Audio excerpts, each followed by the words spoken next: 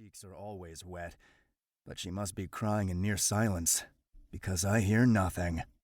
I see the way her cheekbones are more pronounced, the purple bags under her eyes. She is wasting away, refusing to eat, refusing to talk to me, and I'm going out of my damn fucking mind because of it. So I focus all of my attention on getting us out of this situation.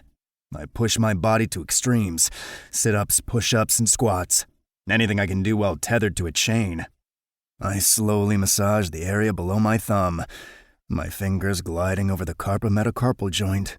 I was 25 the first time I dislocated my carpometacarpal joint. Because shifting gives our joints extra connectivity, dislocation and flexibility are easier than for humans. And lucky for Zeke, he's ruthless, but stupid. The silver cuffs on my wrist aren't nearly tight enough, and a quick dislocation is all it will take to get the cuff up to the middle thumb joint. Had he tightened the cuffs, the dislocation wouldn't work. His loss, my gain. Soon, he will realize his fatal mistake. The door creaks open, and Zeke peers into our cell, disgust on his face. "It smells like the piss of a mutt in here," he growls. "Fuck you," I grumble. "No thanks, but I'm flattered by the offer." A low growl emanates from my chest, and immediately, the cuffs clasped around my wrists, the ones made of silver, the ones preventing me from shifting, send out another electrifying wave of pain through my nerves. I clench my jaw so hard that I nearly break my teeth.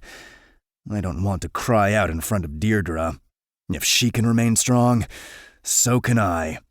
"I'm here to escort my soon-to-be wife to get cleaned up before tonight's ceremony," Zeke says slowly, looking at me the entire time. I say nothing, but Deirdre bares her teeth as her eyes snap up to Zeke. "I'm going to kill you," she growls. "You won't be able to come near me." Zeke smiles, walking into the cell so that he's standing right in front of her. I can't feel my wolf with these cuffs on my wrists, but I know he's pissed as fucking hell. Zeke crouches down and cocks his head.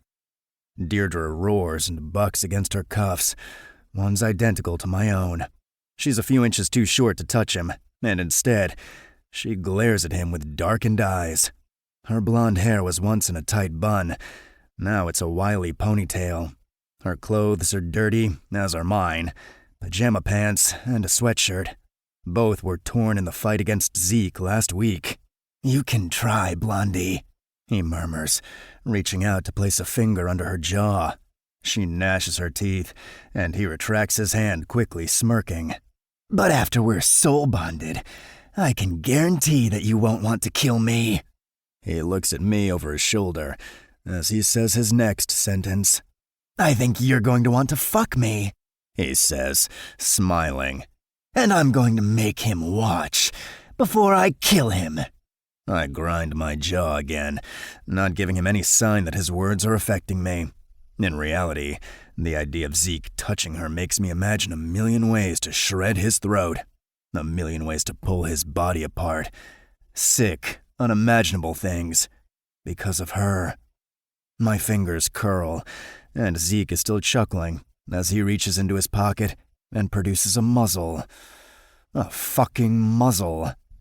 Deirdre's eyes flick over to me briefly as Zeke fastens it behind her head, the leather pressing against her mouth and ending just under her nose. Then, to my horror, he pulls a gun from a holster in his jacket and points it at me. "Stand up," he orders Deirdre. She does, just barely. Her knees are shaky from lack of use. Zeke walks to her chains, then uses a key to unlock her. She technically could kick him in the nuts, but with the gun pointed at my head, I know she won't risk it. Zeke wraps the chain around one hand until it's taut. He comes to stand behind her, and then the gun is against her skull. "If you make one wrong move, I will put a bullet through your skull. Do you understand?" he murmurs to her, nudging the back of her knee so that she's walking toward the door. "Don't!" I say quickly, my voice hoarse. Zeke spins to glare at me. "Shut your fucking mouth, you filth! I'll be back for you.